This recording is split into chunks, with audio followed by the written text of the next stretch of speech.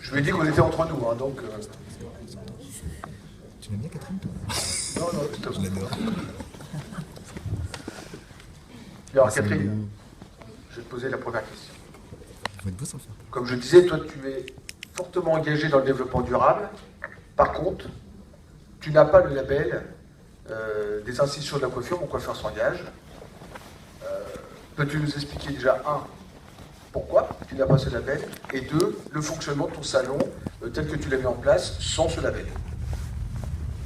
Alors, le label, c'est quelque chose qui pas dire qui ne me concerne pas, mais qui est autre chose. C'est une démarche complètement différente de la mienne. Donc, moi, je suis développement durable depuis pas mal d'années déjà, avant le label. Et je ne suis pas intéressée par le label. Voilà. Donc, après... Pourquoi? Parce que pour moi, c'est une démarche commerciale et on va dire que j'ai pas besoin du label pour savoir que ce que je fais est en accord avec mes idées. J'estime que le label, c'est quelque chose qui ne correspond pas. Je ne dis pas que le label, c'est pas bien, mais pour moi, personnellement, ça ne me correspond pas. Je suis reconnue par ma clientèle sans le label, donc ça me suffit amplement. Attendez. On va essayer. Si on veut faire un jeu de questions-réponses, on va la laisser développer et après on lui posera des questions, si vous voulez bien. On va garder même, sinon ça va être un peu compliqué pour elle. Alors, on a bien compris. Donc toi, tu n'as pas le label, mais tu es rentré vraiment dans une démarche forte sur le développement durable. Hein, ça, je le connais. Le fonctionnement de ton salon, Catherine?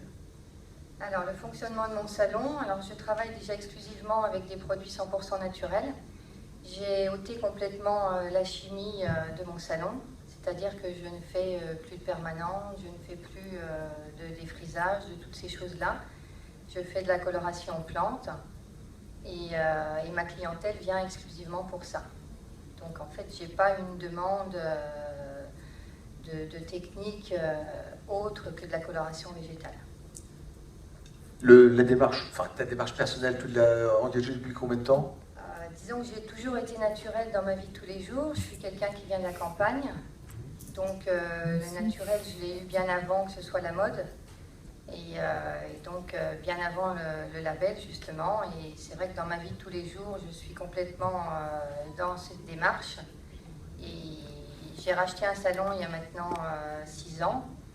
Et à ce moment-là, c'est vrai que j'étais dans la coiffure, on va dire comme tout le monde, et il y avait quelque chose qui me dérangeait. Et j'ai fait la découverte il y a 6 ans d'un fournisseur qui est les produits marque à part. Et ça a vraiment été une découverte, ça a été vraiment quelque chose de magnifique pour moi. Ça m'a permis de redécouvrir mon métier, de redevenir passionnée. Et donc je me suis lancée à fond là-dedans. Donc c'est vrai qu'au début, j'ai perdu de la clientèle puisque c'est une démarche qui est complètement différente. On n'approche pas la coloration pareil qu'en coloration classique. Donc il faut vraiment que la cliente, elle soit déjà dans cette démarche quand elle vient me voir. Et c'est vrai que si elle n'est pas dans cette démarche, ça se passe pas bien du tout, quoi. Donc voilà, et après, c'est vrai que j'ai complètement changé le salon, j'ai tout refait avec beaucoup de matériaux naturels. J'ai embauché du personnel, une jeune qui était en apprentissage, en mention complémentaire, qui n'était pas du tout dans ma démarche. Et elle a complètement adhéré, et c'est vrai qu'aujourd'hui, elle ne reviendrait pas non plus en arrière. Et voilà. Merci Catherine. Bon, je vais revenir vers toi. Alors David, à l'inverse, toi tu as le label développement durable, et je crois que tu étais déjà dans les premiers. Hein, ça fait déjà un moment que au moins 3 ans pour toi? 5 ans. Alors toi justement à l'inverse, tu t'es engagé dans le label. Comment tu as réussi? Alors déjà pourquoi tu t'es engagé dans le label et comment tes collaborateurs ont-ils adhéré à la démarche? Alors pourquoi nous sommes engagés? Parce que c'est plutôt une démarche d'entreprise qu'un choix personnel. Nous nous sommes engagés dans cette voie du Mon Coiffeur s'engage, donc le développement durable dans les salons de coiffure. À la base, c'était quand même une volonté des institutions de la coiffure qui nous l'avaient présenté lors d'une réunion région. Et donc, il nous expliquait qu'il voulait créer un label pour se différencier des autres salons de coiffure dans la démarche justement environnementale, mais surtout également sociale. C'est-à-dire qu'on parle beaucoup de l'environnement au sens de la nature, mais il y a dans ce label une grosse dimension sociale. Le but du jeu est aussi de préserver les collaborateurs et évidemment la clientèle. Et donc c'est pour ça qu'on a voulu nous rentrer dans cette démarche de labellisation pour le faire savoir également à la clientèle. C'était pas juste une démarche personnelle. La démarche de Catherine, je la trouve tout à fait honorable et je la respecte. Mais on avait besoin aussi de le montrer à notre clientèle sur des structures de salon qui étaient peut-être un petit peu plus importantes aussi. Et donc c'était un moyen de communiquer. Alors ça a suscité par la suite des commentaires de la part de la clientèle qui nous demandaient plus exactement en quoi ça consistait. Donc toi, tu as vraiment trouvé toi une partie, hein, on sait qu'il y a 3 parties, hein, et donc la partie sociale pour toi était vraiment une partie très importante. On peut parler des TMS, des choses comme ça, et c'est rentré vraiment dans ta démarche. Oui, et c'est rentré dans la démarche, et surtout, je crois que ça a eu un effet très positif, en tout cas cette labellisation et cette démarche-là. Aujourd'hui, on en parle, mais à mon avis pas assez, de l'aide Préciséo qui a été débloquée par la CARSAT, qui est en partie due aux travaux qui ont été effectués avec le label. Aujourd'hui, s'il y a 10 millions d'euros qui ont été débloqués par la CARSAT pour la profession de la coiffure, pouvoir s'équiper avec des sèche-cheveux, avec des bacs qui soient ergonomiques, avec des sèche-cheveux plus légers, c'est aussi en partie grâce au label. Il y a un gros travail d'enquête qui avait été fait au préalable dans les salles. Catherine, je reviens vers toi. Tu nous as parlé d'un fournisseur particulier.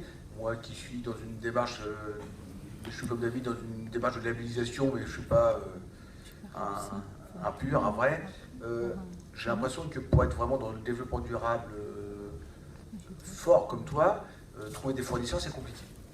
Oui, complètement. Il y a très peu de fournisseurs qui sont vraiment dans cette démarche. Après, il y a les soi-disant colorations plus ou moins naturelles avec un petit peu d'huile essentielle ou un petit peu d'argile ou des choses comme ça. Mais c'est vrai que si on est complètement dans la démarche développement durable, il y a très très peu de fournisseurs. Je dirais qu'en tant que professionnel, j'en connais 2, vraiment des fournisseurs qui sont 100% là-dedans. Mais c'est quelque chose qui est assez difficile à trouver, oui. Mais après, si on n'est pas dans la démarche vraiment complète là-dedans, c'est quelque chose aussi qui ne convient pas forcément. Parce que comme je disais, c'est vraiment travailler différemment. On oublie ce qu'on a appris à l'école et on travaille vraiment différemment. Alors toi, David, est-ce que tu vas changer de fournisseur ? Non, je n'ai pas changé de fournisseur.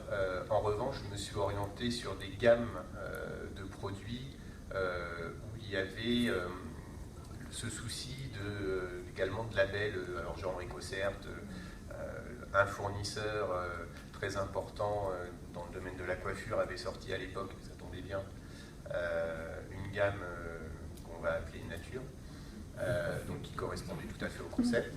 Et puis par ailleurs sur un des salons qui est franchisé, la franchise, le concept de la franchise s'était positionné également sur une gamme de produits certifiés bio. Alors, après ça dépend ce qu'on est sur le certifié bio et sur le label, mais en tout cas c'était vendu en tant que tel avec le logo. Donc on peut supposer qu'avant il y a eu un contrôle de fait.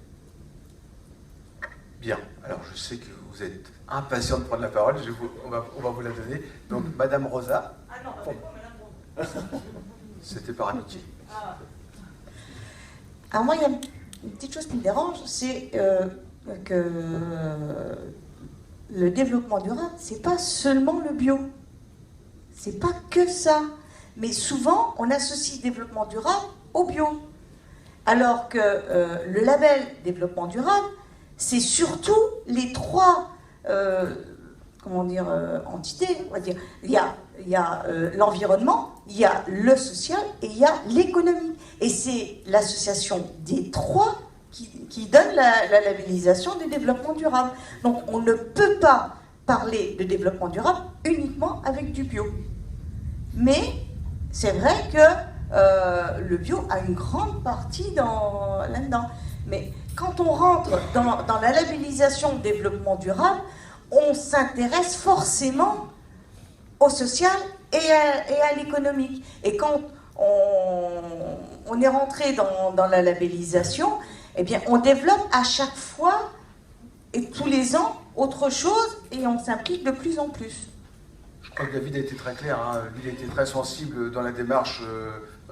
Patricia, tu veux prendre la parole? N'hésitez pas. Hein, Alors, je vous ai bien exposé au départ. Hein. Catherine, elle est dans une autre démarche, mais c'est volontairement, mais c'est fait exprès. Hein. Elle est là volontairement. C'était. On y arrive quand on est en développement durable. Je ne connaissais pas avant Marc Cavard, mais j'y ai dit maintenant, ça y est. Toi, tu connais. Patricia. Oui, tout à fait, je confirme. Je suis aussi labellisée. Et il y a 5 nouveaux labellisés dans mon département là, qui sont en train de se faire en ce moment. Donc, effectivement, c'est une démarche que je trouve extraordinaire. À savoir que je suis à 45% d'économie d'électricité et 25% d'économie d'eau de mon entreprise, où on a quand même 200 mètres carrés. Hein. Donc, c'est pas tout petit. Et là, il y a 8 jours, nous avons fini les travaux. J'ai complètement tout transformé en développement durable. Ça veut dire toute la décoration des murs, hein, du Vescom sur les murs, etc. Tout est fait. Et à 100%, je peux dire qu'une seule chose, faites tous pareil. C'est extraordinaire. La clientèle est subjuguée. Nous, on est plus qu'heureux. Toute l'équipe passionnée, que ce soit de ma junior, l'apprenti qui certainement rabat les oreilles à la chambre de métier de la Dordogne, et toutes les filles, et je suis allée, donc je fais partie de l'équipe Marc à part aussi, d'ailleurs je vais faire développer certainement à l'étranger, et c'est extraordinaire, on était chez eux dernièrement, c'est extraordinaire. Ça n'empêche pas qu'on a gardé quand même la possibilité d'accompagner nos autres clientes qui ne veulent pas forcément. Ah ben, tout à fait. On est d'accord. Tout à fait. Je ne peux pas tout. Néanmoins, j'étais quand même dans cette philosophie-là. Ça faisait longtemps que j'avais éliminé la très grosse chimie. D'accord. On a des soutiens avec des fournisseurs qui sont très bien. On a de quoi bien progresser, évoluer. Et quand on rajoute en plus, cette énorme innovation, c'est merveilleux. Mais ça ne va pas vers toutes les clientes. Tout le monde n'a pas envie de passer 2 heures, etc. et comprendre que ça peut être bleu, etc. On n'en parle pas maintenant. 2 heures, vous êtes gentil. C'est voir Oui, 4 heures. c'est pour pas faire peur à nos collègues. Tout à fait. Mais c'est une très belle histoire. Ouais. Il faut le faire Ah et oui. que tout le monde y aille. Et puis bon, l'ergonomie, etc. Enfin, tout est transformé et surtout, ça transforme réellement la vision de notre personnel, de nos collaborateurs et les juniors. Moi, ça, je peux l'affirmer. Elles ont compris, et même les plus anciennes, elles ont compris qu'elles doivent apprendre à leurs enfants à la maison. Attention, maintenant, tu fais plus pareil. C'est toute une éducation qui est transformée et je suis persuadée que tout le monde doit y aller. C'est une façon de vie, c'est voir se lever comme ça et se coucher comme ça. Absolument. On est vraiment Et on est là-dedans, beaucoup à plus 100%. zen et Ah tout oui. est zen maintenant. Oui, la vie est belle. Quand on Que passe du la bonheur. vie. Le banquier. On voit la vie avec des petites fleurs. Liliane. Je vais poser une question à Catherine. Si avant vous aviez aussi une entreprise, par rapport à votre entreprise de maintenant, est-ce que ça vous a fait, vous avez évolué le chiffre, vous avez fait augmenter le chiffre ou vous l'avez stagné? Parce que là, vous faites vous faites pas la forme. La forme, ça rentre quand même, ça fait du chiffre quand même. Enfin, moins maintenant peut-être, mais économiquement, est-ce que vous vous êtes retrouvés ou... Alors en fait, je suis à mon 2e salon. Ça fait 19 ans que je suis installée. Et dans mon premier salon, j'étais, on va dire, coiffeur lambda comme vous tous aujourd'hui. Et quand j'ai changé de salon, j'ai commencé le naturel dans mon ancien salon. Ça faisait 1 an que j'étais quand j'ai changé. Et donc, j'ai une grosse partie de ma clientèle qui m'a suivie. Et c'est vrai qu'elle n'a pas adhéré complètement. Toute la clientèle n'a pas adhéré. Mais tout doucement, c'est vrai que les gens ont adhéré. Ceux qui n'ont pas adhéré ont arrêté de venir. Mais une grosse partie de la clientèle a adhéré. Et le salon que j'ai repris, c'était un salon qui avait été racheté peu de temps avant, mais dont le chiffre d'affaires était très très bas. Et j'ai remonté ce salon et aujourd'hui, je peux dire que je ne connais pas la crise. J'ai un chiffre d'affaires qui est en augmentation de 30% sur l'an dernier. Et j'ai de plus en plus de monde parce qu'il y a vraiment une demande qui est très très forte de la part de la clientèle. Oui, c'est bien.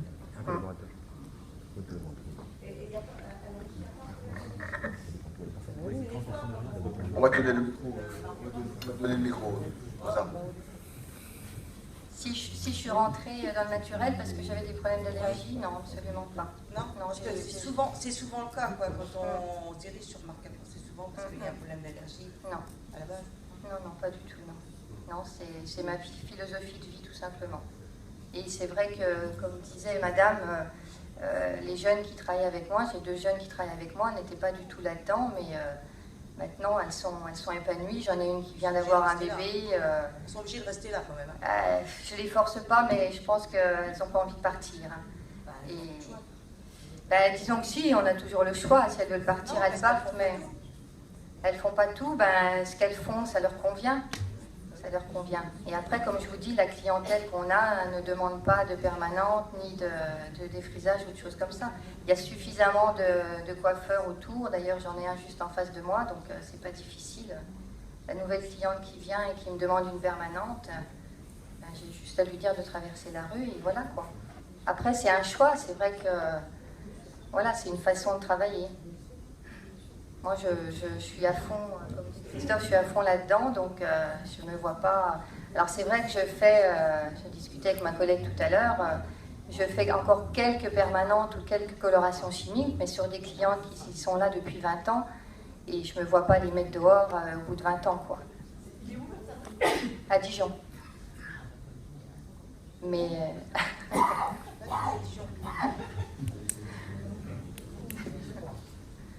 Oui, par contre, quand vous faites votre permanente à vos petites clientes qui vous restent, là, l'odeur c'est et très tout dur. le reste, comment vous faites vis-à-vis des autres clientes? Parce que c'est dans votre salon, Oui, là. c'est très très dur. Parce que là, l'odeur, vous ne pourrez pas l'ôter. Non, Et non. même si on travaille des permanentes très traitantes. Ouais. Mais bon, il me reste très peu de clientes qui ne sont pas passées au naturel. Hein. Ouais, mais dès qu'il y en a une dans une demi-journée, pour la demi-journée, avoir le... C'est très difficile. L'odeur est persistante et c'est vrai qu'en général, alors j'explique aux clientes qui sont là, parce que c'est vrai qu'elles trouvent ça un peu bizarre de me voir faire une permanente. Donc c'est le dialogue, encore une fois. Hein, je leur explique, voilà, madame Intel, elle vient depuis 20 ans, je ne me vois pas la refuser. Mais après, oui, c'est très difficile quand je fais une coloration chimique ou une permanente. Je vous assure que c'est très très dur pour moi aujourd'hui. David, j'ai une question pour toi. Est-ce que tu penses que les pouvoirs publics verront la coiffure et le métier autrement si demain nous rentrons tous dans cette démarche où le social est vraiment pris en compte, où le collaborateur est pris en compte, entre autres, sur les TMS, le comportement, enfin, vraiment, dans le référentiel, il y a vraiment des éléments très forts sur le social. Est-ce que si demain, bon nombre de nos collègues rentrent dans cette démarche, les pouvoirs publics nous verront autrement, la profession sera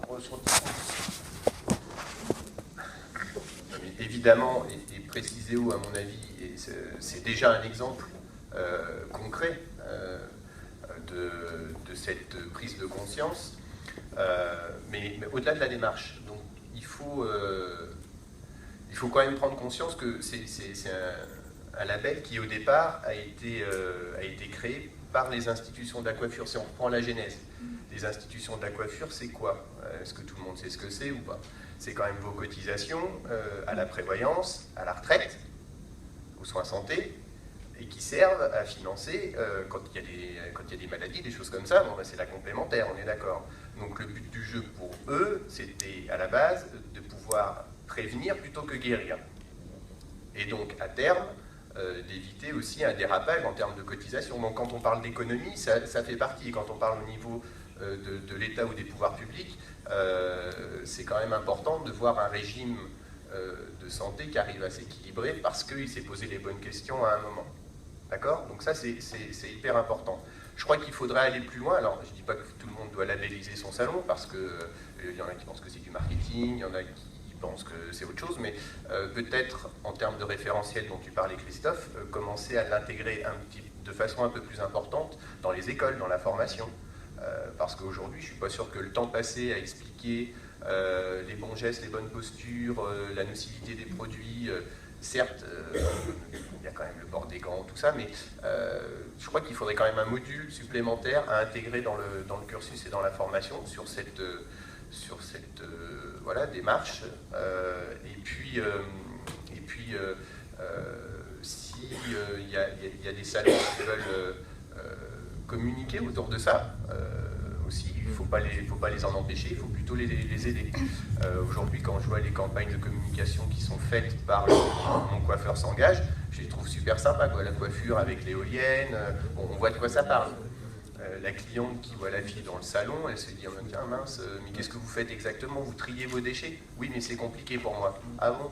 Ah ben, mais pourquoi c'est compliqué ?» Ben, au niveau des institutionnels, rien n'est fait vraiment pour que vous puissiez aller emmener vos déchets entre guillemets dangereux, voilà, les traiter. Aujourd'hui, comment vous faites concrètement dans les salons? Aujourd'hui, le cadre réglementaire, et vous avez pu vous en apercevoir, est de plus en plus compliqué. Vous avez évidemment les visites médicales à faire suivre à vos collaborateurs, mais vous avez également les obligations au niveau de la fiche entreprise, qui doit être fait conjointement avec le médecin du travail. Le fait d'avoir labellisé le salon et d'avoir déjà au préalable démarré cette démarche, quand je lui sors mon dossier de labellisation, le médecin du travail il est surpris, il dit quoi? Wow, génial, c'est la première fois que je vois ça, quoi. Et là, le travail est déjà mâché. Et du coup, il est un peu plus rassuré. Alors, tout n'est pas parfait, évidemment, mais c'est quand même... Et quand un inspecteur du travail, de la même façon, vient vous rendre visite, parce que ça arrive, il ne faut pas le prendre comme quelque chose de nocif, mais plutôt comme une opportunité, justement, pour dire, mais attendez, nous, on a pris conscience de nos difficultés ou des éventuels problèmes qu'on pouvait avoir, et on a mis quelque chose en place. Tenez, je vais vous montrer. Aujourd'hui, dans les régions, il y a l'ARACT, donc qui est une émanation de la CARSAT. Je ne sais pas si je parle... Tout le monde a fait l'école des cadres, donc tout le monde sait de quoi ça parle, qui met en place une démarche, justement, d'audit qui se rapproche fortement de ce qu'on a fait avec le label Mon Coiffeur s'engage. J'ai là sous les yeux un rapport qui a été fait sur notre région, des personnes de l'ARAC qui étaient surprises de la démarche et qui ne connaissaient même pas Préciséo, alors que c'est la CARSAT qui finance. Enfin, juste pour l'info. Donc voilà. Merci David. Anne, pensez-vous que la coiffure, je vous la pose quand même, est-ce que vous pensez que la coiffure est en avance ou en retard sur le développement durable? Et est-ce que vous aviez imaginé qu'on était rentré dans cette démarche? Alors les deux questions s'inscrivent dans un paradoxe. Parce que si je n'avais pas imaginé que vous étiez rentré dans cette démarche, c'est que finalement je me disais que la coiffure était en retard. Donc, bon. Non, moi ce que je ne répondrai pas directement à cette question, parce que je supposerais de savoir exactement le taux d'intégration de la démarche de développement durable dans l'ensemble des salons. Est-ce que vous avez des réponses? Voilà, mais on est dans une dynamique. J'ai un fichier là, mais c'est en pleine expansion. Voilà. Il est prêt pour la politique. Lors de l'édition 2 de l'université, il faudra qu'on produise des chiffres. Mais moi, en fait, ce que je trouvais intéressant, c'est que d'une manière différente, sur un autre aspect que celui qui a été présenté par Benoît tout à l'heure, avant le déjeuner, on a là une démarche qui a un impact direct et indirect sur le management du salon et la formation. Et d'une certaine manière, on se rapproche de management du salon parce qu'on introduit et on développe et on promeut la responsabilité sociale du dirigeant. Et on fait évoluer l'organisation du salon. Vous l'avez tous montré, c'est la relation. Alors c'est aussi, on se retrouve sur ce triangle fournisseur, client, producteur que vous évoquiez ce matin. Donc, et on fait évoluer l'ensemble du salon finalement. C'est la production, c'est l'environnement, c'est le marché, c'est la clientèle. Et on a une action de diffusion à l'interne auprès des jeunes, des stagiaires, des jeunes en formation. Donc il y a une propagation, il y a un travail qui se propage autour d'une démarche. Et je trouve qu'il y a beaucoup de points communs entre vos deux démarches, certaine manière, parce qu'il y a un impact direct sur le management de l'entreprise. Dans cela que c'est en pleine expansion, parce que ce n'est pas simplement un label, on dit tiens, je vais prendre le label, hop, il y a plusieurs dimensions, c'est un processus. Je ne pense pas qu'on puisse revenir en arrière, c'est un processus de transformation. Et vous avez raison, il faut tout de suite qu'il y ait un impact, il aurait déjà dû avoir lieu sur les cursus de formation, d'autant plus que les jeunes sont sensibles à ce genre de dimension-là. Donc, voilà. Et donc moi je trouve très intéressant, alors je ne sais pas si quantitativement on peut répondre, mais vous avez une démarche de production de l'innovation. Alors on est dans une université, donc on a pris les meilleurs exemples et les pratiques, mais de l'innovation générée par le secteur, par les professionnels et qui a des effets directs sur les pratiques et sur la formation. Donc ça, moi je retiens cette approche, la fédération doit l'encourager et la promouvoir. Merci. Je n'ai pas répondu à la question. Merci beaucoup, Anne. On va pouvoir remercier Catherine et David pour leur intervention. Merci.